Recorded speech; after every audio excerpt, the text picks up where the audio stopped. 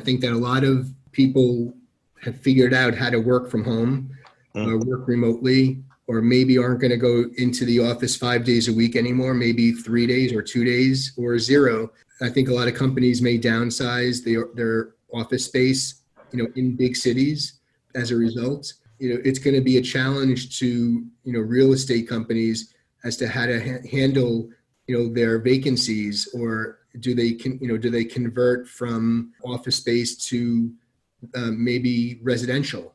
I don't know. It's hard to say what's going to happen, but I think that a lot of real estate companies are going to be hurting, at least for the short term, because of COVID.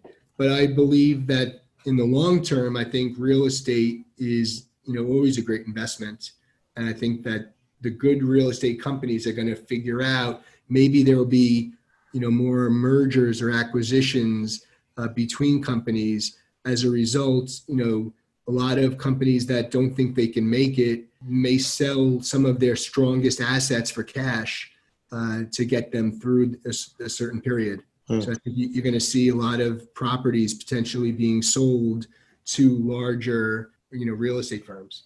I consider myself a builder. I love the treasury function. I'm passionate about it. I'm looking for a really, dynamic challenge, a company that in any sector really that's looking to grow, but realizes that it really needs a good treasurer and an infrastructure in order to allow for that growth. Someone that is going to be, the head of the corporate finance function, that's going to understand the need to manage risk and, the liquidity of the company, but be part of the senior team. And that's really what I'm looking for, is that kind of a strategic role at a company that's looking to grow. I spent taken a number of trips to my alma mater, Binghamton University. I worked with the business students. I worked with the dean of the business school. I've joined a networking event every year where we work with students on the concept of networking, building out their network. It's a lot of career education.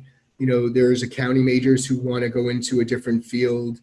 I usually go up there and spend an extra day on my own, and I'll work with students on their resumes, on interviewing skills, and just talk to them about what to expect in the professional environment. A lot of them don't really have that experience. They've only been in a classroom.